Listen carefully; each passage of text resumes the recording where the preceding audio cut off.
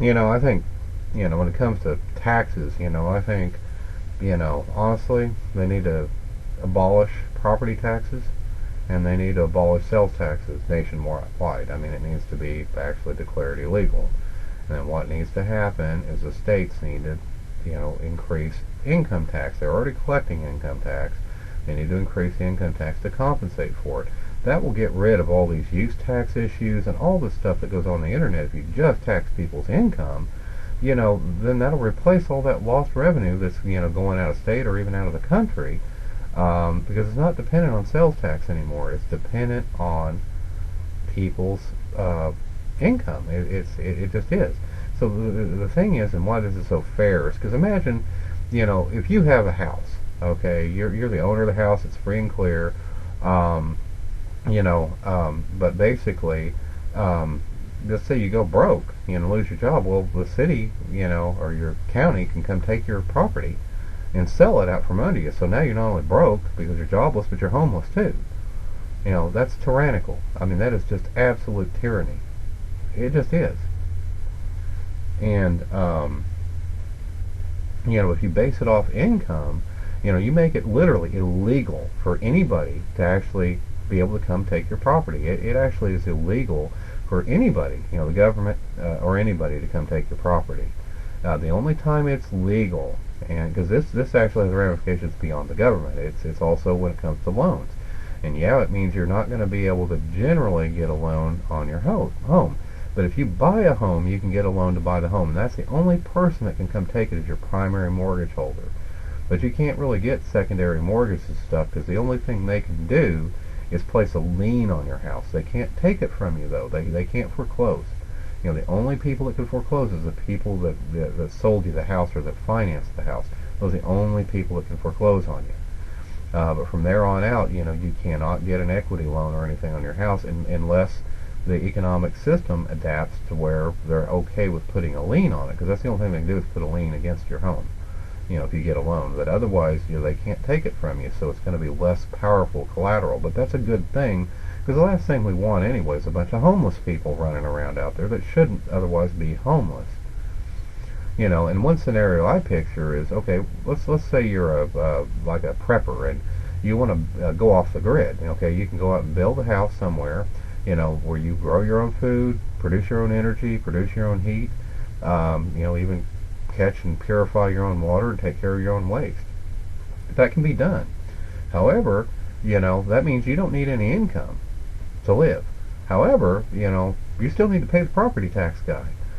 So what happens if you have some kind of economic problem out there and property taxes go up to from being like let's say $1,000 a year on your property to $1 million a year because of inflation and everything like that?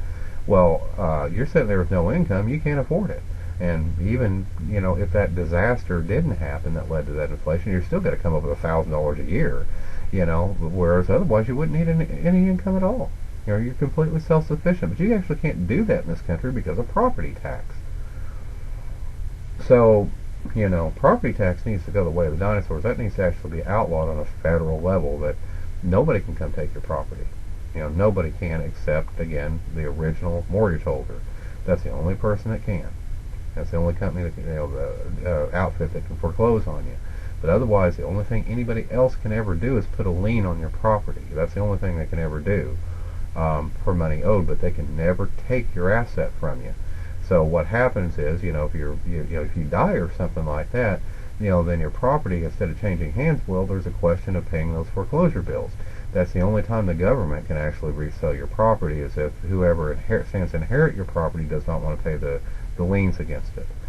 So then they can take it, and that's the only time that it can be taken. That's the only time it can be taken.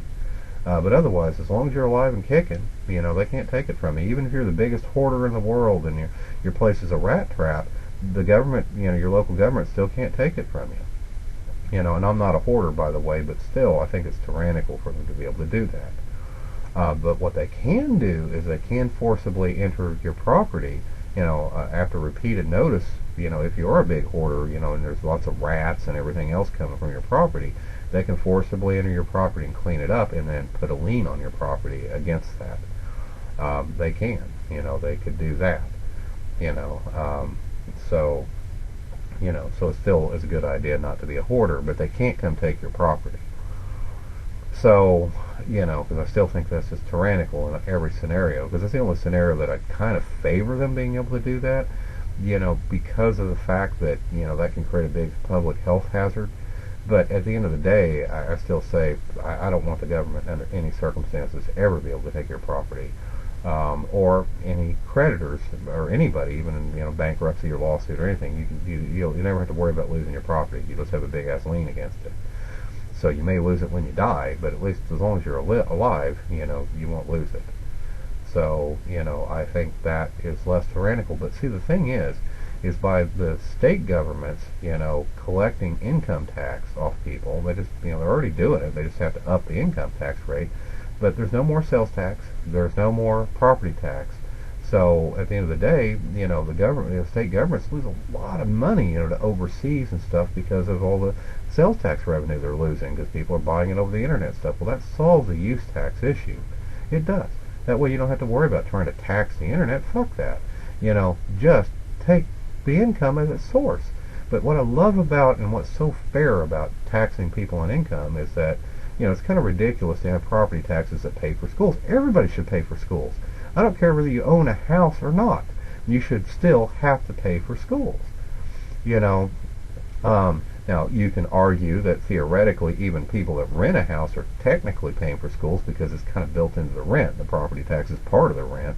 But still, that's sort of arbitrary. They don't see it directly.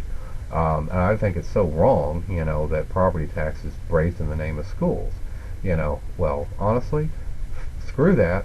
Just go out there and take an income tax from people so any wage earners in your state, will have to pay, that tax. But there's no more sales tax, there's no more property tax, so everybody's paying for the schools and everything, because when the state collects that money, that extra percentage they're collecting actually goes back to the people as a local tax, so it goes back to the cities and the counties. It's divided up properly that way, and as a result, all the states will prosper like they're not doing right now because of the frickin', internet. The internet has been a big game changer, and I think the only way to do that, to get rid of that problem and really improve the health of our state governments and so forth, is a sales tax. I mean, an income tax. Just get rid of property tax and make it outlawed. It's illegal to collect sales tax, and it's illegal to collect property tax anymore anywhere in the country. And if you do it simultaneously like that, it's got to be done on a federal level, just so that all states do it, because otherwise you'd see people migrating to states that didn't have fucking income taxes, and it would kind of backfire. But if you made it on a federal level to say, hey, it's illegal to take people's property from now on, and it's illegal to collect sales tax. If you just did that on a national level, that would force the states to do an income. They'd all have to do it, to try to compensate. So, at the end of the day, it would be a far improved situation overall for not only our local governments, but also, for people in general, because at least there's no tyranny now anymore in that sense. And plus, since it's all an income tax, well, we can all pay attention to how much income tax we're getting nailed for by our states. And that is a good thing. That's a good thing to just focus it on one area instead of it all being these sales tax issues and stuff like that. But that's actually illegal to collect sales tax anymore. But see, the municipalities, the cities and stuff, they can still raise their local taxes, but the state is what collects it. They can still raise their local income tax rate, but, they do it at their own peril because people might want to move to a different city.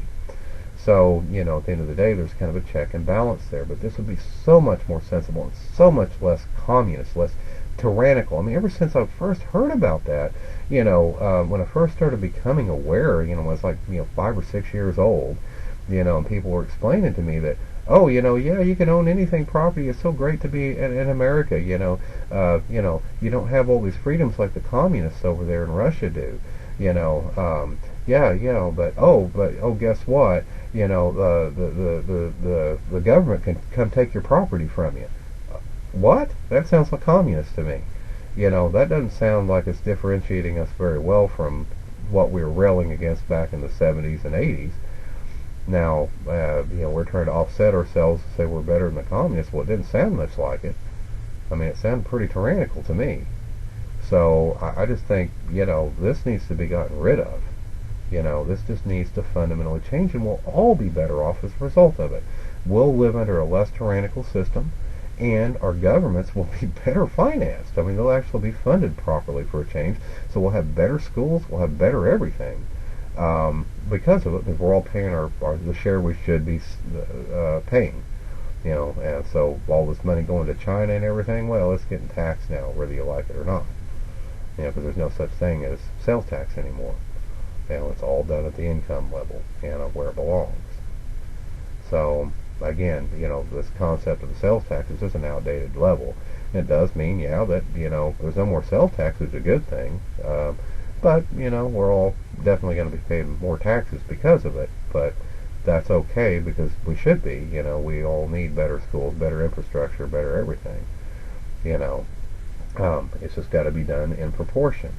So hopefully it won't work out to be too much of a hardship, but at the end of the day, it's a much better system, a much fairer system. And it makes more sense, and it allows us to focus on that one tax instead of all these other taxes we got to deal with, which is just ridiculous. Now, one little bit I've got to add to this issue is that, you got to understand that, you may be thinking, oh, I hate this guy, he wants to tax the internet. No, what I'm trying to say is it's going to happen anyway.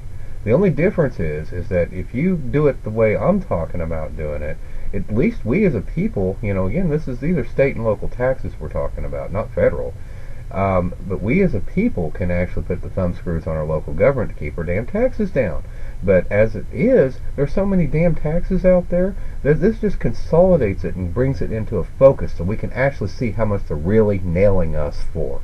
And that's what I'm saying. It's going to happen anyway. There's going to be tax out on the internet. I don't give a hell what the hell you think. There is going to be tax out on the internet one of these days. This is a way we can actually control that and more. It actually brings the power back into our hands. And that's what you may be missing on this. 'Cause I'm not some big tax advocate or anything. I mean, I'm really not. But taxes are a necessary part of government. They are. And the thing about it is that this actually just puts it under control. It just does. This puts it under a microscope, because then we can all be aware of what our income taxes are and just, let our focus lay there instead of on sales tax and the upcoming internet tax, which, believe me, will be kind of a different thing, and, property taxes and all this other stuff.